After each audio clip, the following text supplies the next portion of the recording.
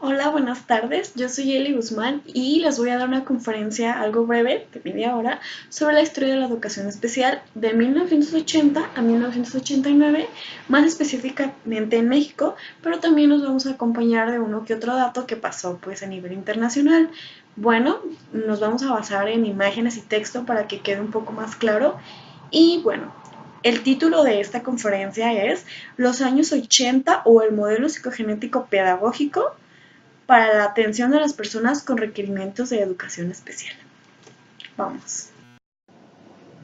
Bueno, para comenzar, cabe mencionar que en esta época de 1980 el país estaba recuperando de algunas crisis y otras cosas que habían afectado muy fuertemente al país, pero como se sabía que era muy rico en petróleo y en otras fuentes, se estaba casi convencido de que venía una época de pleno desarrollo. Y bueno, si el país quería desarrollarse y quería ser potencia, pues obviamente se tenía que basar en la educación, porque pues sin educación no hay país que mejore. Entonces se buscó más que nada, más que todo, que la educación mejorara y entre ellos pues los docentes, ¿no? Porque pues como sabemos una parte importante para nosotros los alumnos para adquirir conocimientos que nos guíen y todo esto. Bueno, surgieron algunas políticas educativas en la época, tanto a nivel internacional como en México. Y bueno, a nivel internacional se buscaba que toda la educación fuera moderna y también sin desigualdades. Además de que pues tanto la educación como el trabajo tuvieran algo en común. Esto es que bueno, a partir de este momento la educación tiene que tener algún tipo de prácticas o cosas que me acerquen más a los trabajos, yo como estudiante. Y bueno, a nivel nacional, aquí en México, se esperaba que la mayoría de los jóvenes, si no es que todos, pues la mayoría, tuvieran algún grado de educación, aunque sea el mínimo, por ahí se empieza, ¿no? Y además de que ya se empezaba a poner atención en las personas que requerían algún tipo de educación especial, porque bueno, ya no se trataba de diferenciar a niños, a personas por raza, por etnias, por color, nada. Ni siquiera los impedidos, como eran llamados en ese tiempo, podían quedarse sin algún tipo de educación. Bueno, surgen algún tipo de movimientos internacionales sobre las políticas que había de la educación especial y pues bueno, esto influye a la política de educación tanto en México como en todo el mundo. Y bueno, para empezar, la UNESCO decía que la educación tenía que ser basada en igualdad y solidaridad y ese era su lema central, igualdad y solidaridad en la educación. Y bueno, aquí en México y en todo el mundo se impulsó el derecho a los impedidos, como les había dicho anteriormente, los impedidos son, bueno, esas personas que requieren algún tipo de educación especial, ya sea sordomudos, algún tipo de déficit de atención o CI más bajo, todo esto que los hacían diferente a los demás niños, a la población promedio. Entonces se impulsa este derecho a que ellos también tienen que estudiar para salir adelante y que, bueno, su vida sea normal para que puedan participar tanto en la sociedad como en las escuelas, en un trabajo digno y todo esto, ¿no? Y bueno, se obligó a todos los países a un plan de prevención de diferencias. Esto es que, bueno, ya los niños ya tienen algún tipo de problema, pero pues ahora ya tienen que recibir rehabilitación junto con sus padres. Bueno, los padres dan un tipo de apoyo para que puedan ayudar a sus hijos. Las escuelas también necesitaban guiarse pues, porque pues no estaban adaptadas. De hecho, en la actualidad hay muchas que aún así no están adaptadas para recibir a personas diferentes a nosotros. Entonces, se obligó a todos a que nacionalmente, internacionalmente, los niños así necesitaban rehabilitación para que les fuera más fácil adaptarse al medio y para que la sociedad se adaptara a ellos. De igual forma, como les comentaba, sus familias. Y bueno, en 1983, la UNESCO define la educación especial como la forma de educación distinta a aquellos sujetos que no alcanzan los niveles de educación social y otros apropiados a su edad y que tienen por objetivo promover progreso hasta estos niveles.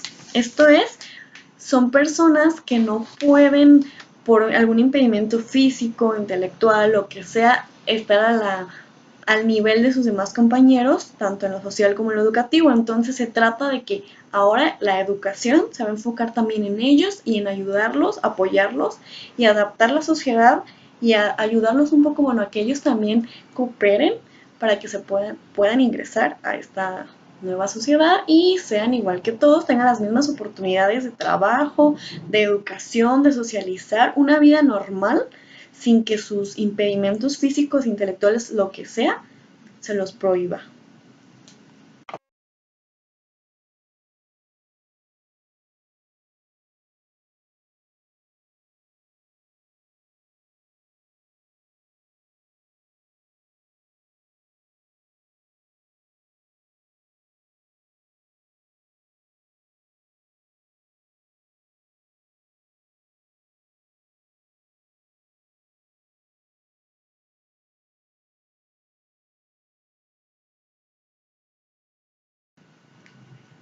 Bueno, un dato importantísimo que olvidé mencionar fue que en 1981 fue declarado el año oficial de los impedidos por la UNESCO y la ONU.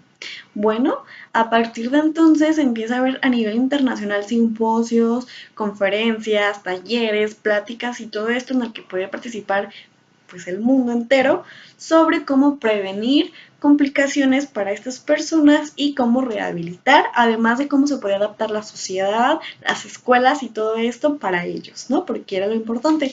Y bueno, también surge el programa llamado Helios, con H al principio, que se trata de innovar a la comunidad con movilidad, transporte, accesibilidad a servicios, en especial para estas personas, empleo, escuela, etcétera, para que se fueran adaptando a la sociedad, ¿no? Y bueno, un ejemplo sería, por ejemplo, en las escuelas para los ciegos ya empezaba a haber libros con braille, ¿no? O para los sordomudos el lenguaje de señas, se pedía ya que empezara a haber transportes especiales en los que, como ahorita que hay las rampas para que suban con sus sillas de ruedas, los asientos especiales para estas personas, las calles que ya tienen que tener, pues aquí en México no se usa mucho, pero pues ya con rampa o como en otros países que está el sonidito para los ciegos que se ponen en siga para las personas que con el sonido se guían y pueden cruzar, ¿no? Todo esto que pues a nivel internacional empieza a ver y también aquí en México. Y bueno, ya no nada más refiriéndonos a la educación especial, sino a la educación en general en México, un dato importante que me pareció bueno mencionarlo es que la educación ya era obligatoria para todos los niños y subió la escolaridad en México de 3 años a 5. Todavía es poco, pero pues ya es un avance. Y bueno, nivelar a los atrasados para que pudieran ingresar a algún grado escolar, tanto en matemáticas como en lectura, y no necesariamente porque tuvieran algún tipo de impedimento, sino porque pues por alguna situación económica o que era más lo principal en ese tiempo por la pobreza y todo esto, no podían entrar a la escuela o no se concentraban por la limitación y todo esto, bueno, nivelarlos para que ya se adaptaran de nuevo a su nivel educacional.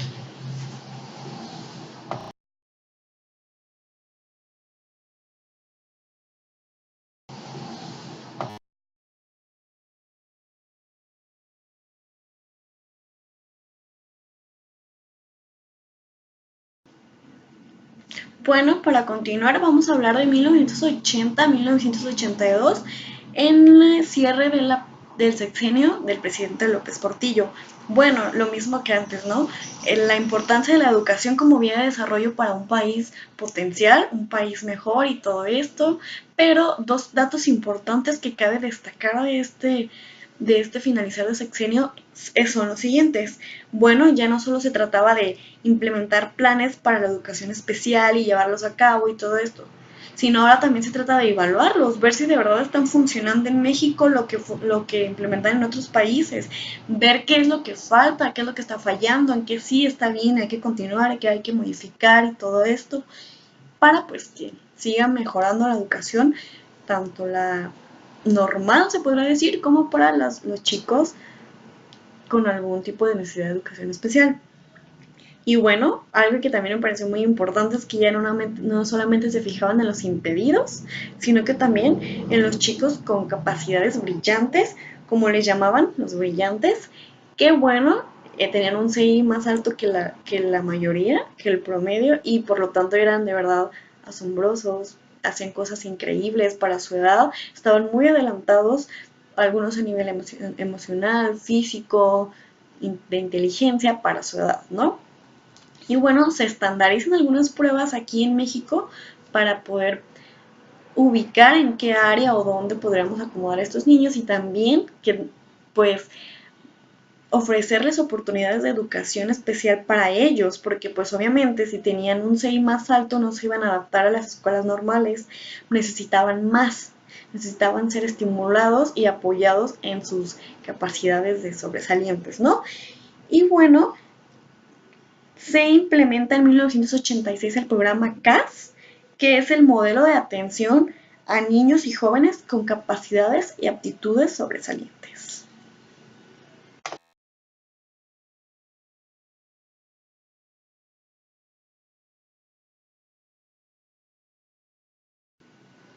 Bueno, para continuar vamos a hablar de lo que pasó en el sexenio del presidente Miguel de la Madrid, que va de 1982 al 86. Bueno, aquí se habla de una revolución educativa, que era ya se trataba de buscar una educación democrática, libre, igualitaria y todo esto, ¿no? Pero esto es más a nivel regular. Pero más que nada en educación especial se trata de cambiar el término anormal, inadaptado y todo esto por minusvalías, impedidos, atípicos, etcétera. Pero bueno, vieron que esto también hacía juicios de valor, por lo que se trata de que ya no se les diga así, sino niños con necesidades educativas especiales. Y bueno, se basó muchísimo todo esto en orientación a la familia para que los apoyara en todo lo necesario, participaran con ellos en la rehabilitación y todo esto, y también a nivel social, de que ya no hubiera mm, pues críticas o desigualdad, sino que hubiera compasión y sensibilización también de parte de la sociedad, lo que obviamente les iba a ayudar a todos a que estos chicos puedan ingresar a la educación, a un trabajo adaptado para ellos y todo esto, ¿no? También se evitó separar a los chicos por promedio, esto es, a los que tienen algún tipo de impedimento intelectual, que ya no los separaran de sus compañeros, sino que se trabajara con ellos para regularlos y, bueno, también en general, no solamente a los de este impedimento, sino también algún otro físico, psicológico, etcétera, para que, bueno, no se trataba de que tuvieran educación y ya, sino de que estuvieran integrados en la sociedad y que la escuela se adaptara a ellos y no ellos a la escuela o a otras escuelas especiales, ¿no? Este también se cobijó el derecho de estas personas a adquirir educación y trabajo en cualquier parte de su vida, como les había comentado hace rato, es especializado para ellos, obviamente. También se habla de una filosofía humanista en la que se trata de formar a personas, porque todos somos personas y somos iguales, y no en rehabilitar a inválidos, pues que no, se trataba más de fijarse en la persona y no tanto en la discapacidad. Y también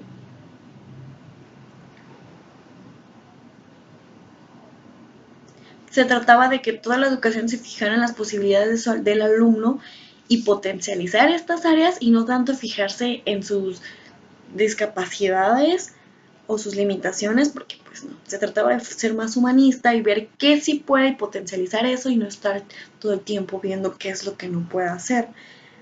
Se individualiza la educación porque cada quien requiere algo distinto y bueno, como les comentaba hace rato, normalizar la pues estos aspectos, ¿no? Que la sociedad no juzgara, no hiciera juicios de valor, ni siquiera señalara, sino que todos somos iguales, a todos nos pudo haber pasado o nos puede pasar aún, entonces ver que todos somos iguales y todos tenemos los mismos derechos.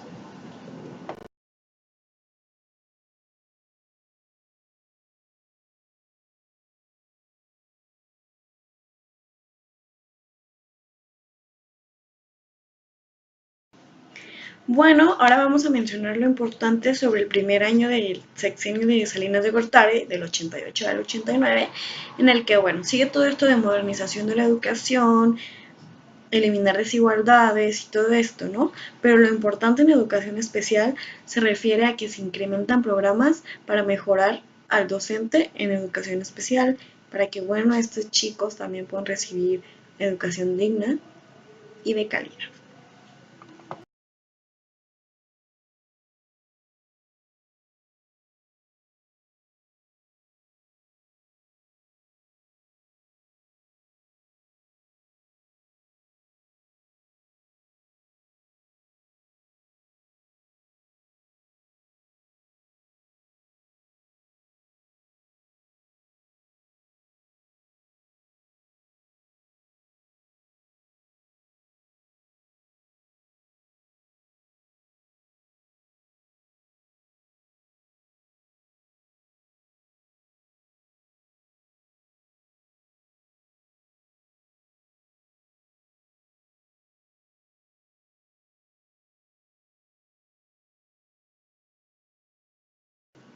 Bueno, para continuar vamos a hablar sobre la estructura y liderazgo en la Dirección General de Educación Especial con dos importantes personajes que aparecen en este tiempo. La primera es la doctora Margarita Gómez Palacios y el segundo es Salvador Valdés. Bueno, la primera, Margarita, lucha por la defensa de los derechos humanos, en especial sobre las personas impedidas.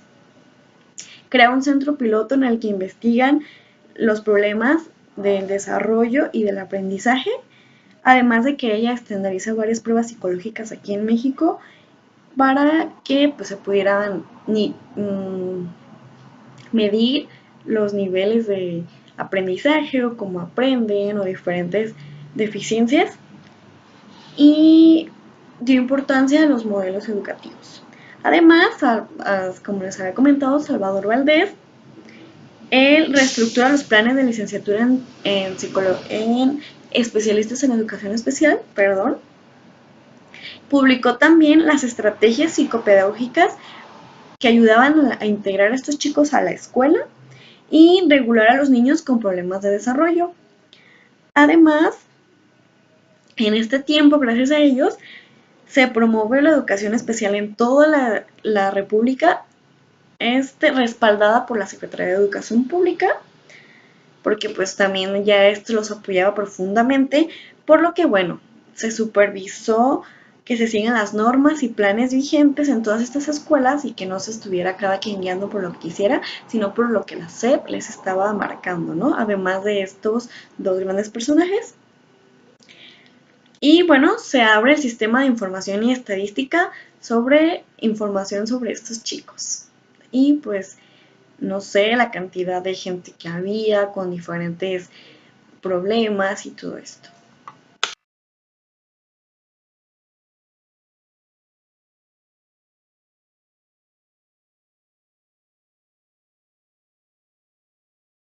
Bueno, ahora vamos a hablar del modelo psicogenético pedagógico para la atención de las personas con requerimientos de educación especial. Como sabemos, el modelo psicogenético es de Piaget y bueno, este sirvió para basarse según los estadios que él manejaba para ver cómo debería de ir el niño normal a su edad y pues cómo estaban yendo las personas con educación, requerimientos de educación especial para ver dónde estaba la falla o dónde estaba el adelanto, ¿no?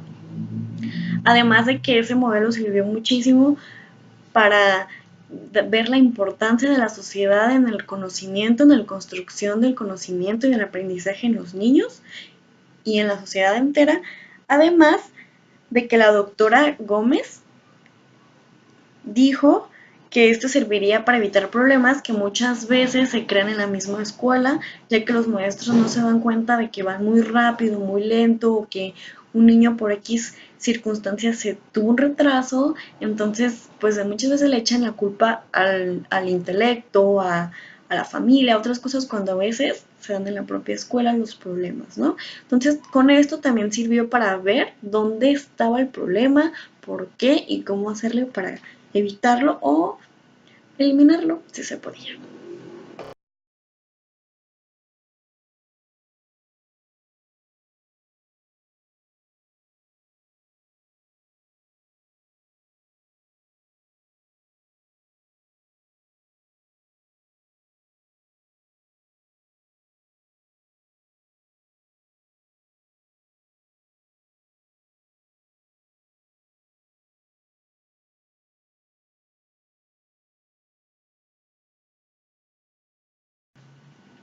Después de esto se postulan tres posibles causas sobre el déficit de atención escolar y de aprendizaje, ¿no? Ya más basado en esto del aprendizaje y el CI. Bueno, la primera es el contenido, que es que el contenido de la materia del nivel escolar supere la competencia intelectual de los alumnos. Esto es que se pida más de lo que los chicos pueden dar según pues según cada quien. Además, otro es que la metodología utilizada no es la adecuada. Por ejemplo, que las clases sean muy aburridas o que no se mantenga interesado al alumno, que solamente sea teoría y no lleves nada a la práctica, ¿no? Entonces, bueno, como sabemos, los niños, y muchas veces nosotros también, ya de adultos, requerimos de material que nos mantenga interesados, entretenidos y ver las cosas de otro modo, no solamente como lo dicen los libros. Entonces muchas veces esto también hace que el alumno se vaya atrasando y no tenga los conocimientos adecuados para su edad, ¿no? Bueno, otro ya es ahora sí por las estructuras del pensamiento y ahora sí más personal, ¿no? Según lo que cada quien puede dar. Por lo que, bueno, se adaptó la complejidad de las tareas según el alumno, según la etapa, para las posibilidades intelectuales de cada quien, además de que se trata de crear un ambiente estimulante, respetando el nivel y ritmo de cada quien.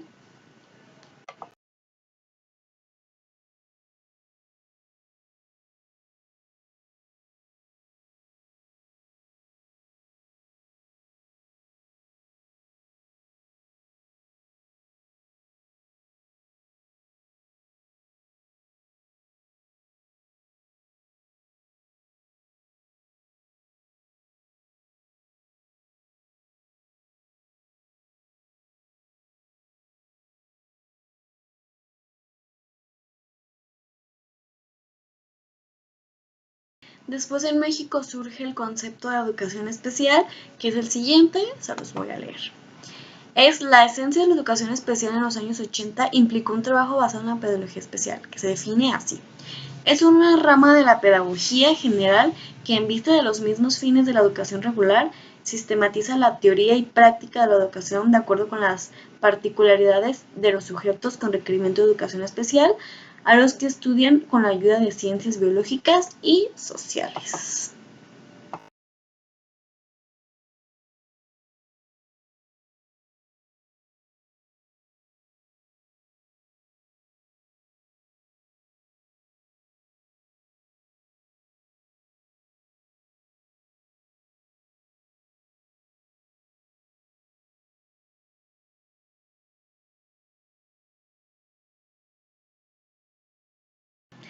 Y bueno, los servicios que se ofrecieron de educación especial en México se dividieron en dos. Los primeros eran la educación especial, que era fundamental para la integración y normalización de estas personas. Esto es, los que tenían, por ejemplo, déficit mental, trastorno visual, auditivo, etcétera, que tenían que vivir con ello todo el tiempo y que era necesario para adaptarse y hacerlo como vida cotidiana. Y los segundos son las necesidades de atención, que fue transitoria y complementaria. Esto es algún problema de aprendizaje, de lenguaje, de escritura, pero que con estos servicios se regularizaron, ¿no? Y bueno, les voy a leer todos los servicios porque así son bastantes y no me los pude aprender, pero están claros. Los primeros, que son para los primeros que les comenté, son centros de intervención temprana, que era para prevenir más daño neurológico, auditivo, visual, etcétera, que son también escuelas de educación especial, mismas anticipadas para potenciar su desarrollo máximo. Escuelas de educación especial para deficiencia mental, que era para los que tenían un coeficiente un poco menor al promedio, y cómo ayudarlos para que fueran a escuelas normales, ¿no? O sea, iban aquí a este centro, pero a la vez iban a su escuela regular en el que pues se podían ir adaptando y ir a la par que sus compañeros. Escuelas de educación especial para trastornos visuales, que pues no podían ir a escuelas comunes, y para ciegos y débiles mentales. Escuela de educación especial para trastornos de la audición, que se atendían sordos e hipocáusicos, de igual forma tenían todo adaptado para estos niños. Y escuelas de educación especial para impedimentos neuromotores, que podían pues actividades básicas cotidianas de aprendizaje y socialización. Además de diversos centros y escuelas incluidos en el DIF. Aquí venían muchísimos nombres, pero por cuestiones de tiempo pues no las voy a mencionar todas. Además, los servicios sobre los segundos que les había comentado que eran los de necesidad, que la necesidad de atención fue transitoria y que después se pudieron regularizar para ir a la par que sus compañeros, se clasificaban en dos, que es la escuela común, aplicación de métodos inadecuados o alteraciones en funciones nerviosas y procesos de aprendizaje. Aquí eran grupos integradores dentro de la misma escuela en el que pues se apartaban o se quedaban al final de clase y se quedaban regularizando su lectura, escritura, en matemáticas, en lo que fuera que tuvieran el problema o sí el atraso. Centros psicopedagógicos, que estos ya eran fuera de su escuela, en el que se trataba de manera individual a cada niño según el área afectada. Servicios para la atención del problema del lenguaje, que pues era lo mismo aparte de su escuela, y los de conducta, que eran pues igual porque no era que no pudieran, que tuvieran algún tipo de impedimento, sino que más bien su conducta se los impedía. Igual como les había comentado, vienen muchísimos nombres en la lectura, pero no se los voy a comentar porque pues son bastantes, pero si quieren al final les puedo dejar el link de la página del libro para que ustedes puedan leerlo si les interesa más, ¿sale? Además, se abrieron muchas escuelas especializadas pues porque vieron que de verdad se requieren muchísimo, entonces se fueron abriendo estas escuelas especializadas y siguió la capacitación psicogenética, o sea, de verdad funcionó muchísimo este método de Piaget y se siguió utilizando.